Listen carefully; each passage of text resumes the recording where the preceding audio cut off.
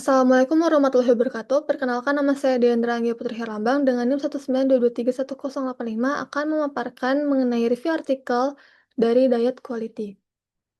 Berikut adalah informasi artikelnya dengan judul The Association Between Diet Quality Scores with Sleep Quality Among Employees, a Cross-Sectional Study yang diterbitkan pada tahun 2022. Tujuan dari penelitian ini yaitu untuk mengetahui pola makan para pegawai universitas serta menilai apakah kualitas makanan yang dikonsumsi berhubungan dengan kualitas tidur mereka, dan juga untuk melihat seberapa baik pola makan peserta jika dibandingkan dengan standar gizi seimbang. Berikut adalah kriteria inklusi dan eksklusi, di mana kriteria inklusi subjeknya yaitu usia 18-50 tahun dan bersedia berpartisipasi. Untuk kriteria eksklusinya yaitu diantaranya kehamilan atau menyusui, penyakit kronis, diet vegetarian ketat, dan konsumsi obat yang mempengaruhi makan atau pola tidur. Untuk pemilihan subjeknya yaitu pegawai Universitas Ilmu Kedokteran Ahvaz Juji Shapur Iran. Kemudian pemilihan sampel menggunakan cluster random sampling, di mana dari 525 orang yang diundang, 211 diantaranya memenuhi kriteria dan dijadikan sampel akhir penelitian. Peserta diminta mengisi kuesioner SKFFQ untuk pola makan dan PSQI untuk kualitas tidur. Berikut adalah metode pengumpulan data, di mana pola makan peserta seperti sebelumnya dinilai menggunakan SKFFQ 147 item yang sudah valid dan reliable untuk populasi Iran. Kemudian, wawancara dilakukan oleh ahli gizi terlatih agar pelaporan konsumsi lebih akurat. Frekuensi konsumsi selama 1 tahun terakhir dikonversi menjadi gram atau per hari untuk menghitung energi dan zat gizi. Kemudian, SKFFQ dipilih karena efektif untuk survei besar dan dapat mencerminkan pola makan jangka panjang. Dan desain penelitian bersifat cross-seksional, di mana pengumpulan data hanya dilakukan sekali. Kemudian berikut ada pengolahan, analisis, dan penyajian data, di mana pada pengolahan data konsumsi dari SKFFQ diolah menggunakan nutrisionis 4 yang telah disesuaikan dengan makanan khas Iran. Kemudian dihitung asupan energi dan zat gizi harian untuk setiap pegawai, dan dari hasil tersebut kemudian dibuat skor HI, DASH, dan DII untuk menggambarkan kualitas diet peserta. Untuk analisis datanya, yaitu hubungan antara skor diet dan kualitas tidur, dianalisis dengan Generalized Additive Model atau GAM. Untuk analisis dikontrol oleh usia, jenis kelamin, dan energi agar pengaruh dia terhadap tidur terlihat lebih jelas. Untuk penyajian datanya, hasil disajikan dalam bentuk tabel nilai statistik dan dijelaskan secara naratif dalam bagian hasil penelitian. Untuk hasil penelitian sendiri, yaitu pegawai dengan kualitas diet lebih baik memiliki kualitas tidur yang lebih baik.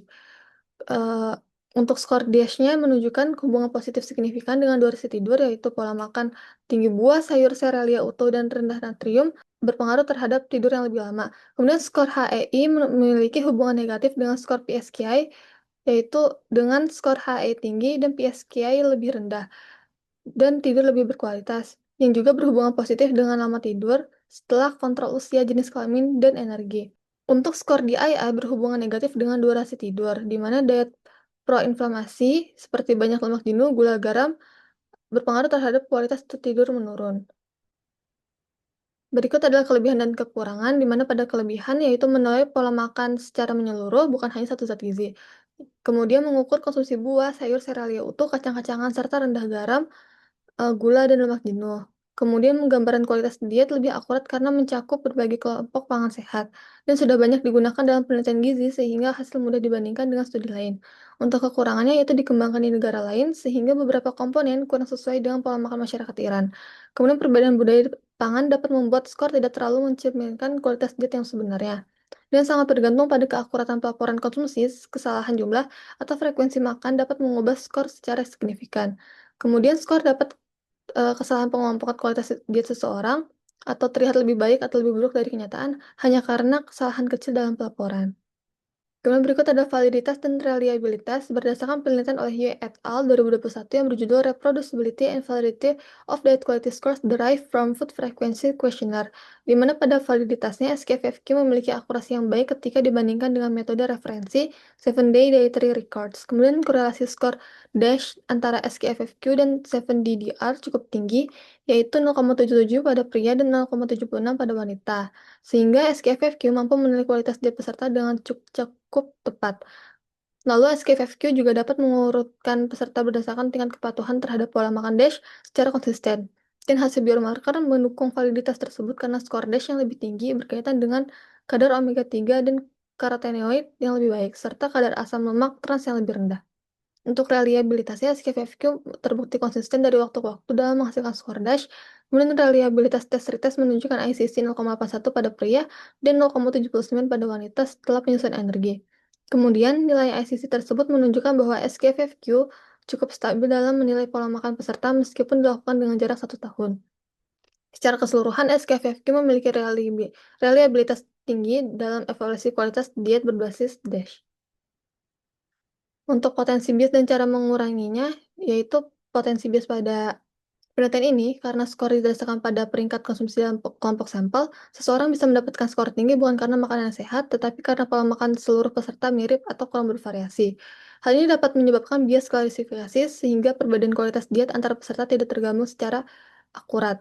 Kemudian, skor diet tidak mempertimbangkan detail penting seperti cara memasak, variasi menu, dan kualitas bahan pangan, padahal faktor-faktor tersebut juga berpengaruh terhadap kesehatan. Untuk cara menguranginya, yaitu analisis data telah disesuaikan dengan usia, jenis kelamin, asupan energi, dan BMI untuk memastikan hubungan diet dan tidur tidak dipengaruhi oleh faktor lain. Kemudian pengaruh indeks diet yang mencakup banyak komponen membantu memberikan gambaran pola makan yang lebih utuh sehingga hasil tidak hanya bergantung pada satu jenis makanan saja. Baik, dari paparan saya sebelumnya dapat disimpulkan bahwa kualitas pola makan terbukti berhubungan dengan kualitas tidur pada pegawai di Iran. Pola makan sehat seperti DASH dan HEI meningkatkan kualitas dan durasi tidur, sedangkan pola makan proinflamasi memperburuk tidur. Metode SKPFQ yang digunakan mampu menilai kualitas diet dengan baik sehingga hasil penelitian dapat dipercaya. Temuan ini menekankan pentingnya perbaikan pola makan untuk mendukung kesehatan tidur pekerja. Baik, sekian dari saya. Mohon maaf apabila ada kekurangan. Wassalamualaikum warahmatullahi wabarakatuh.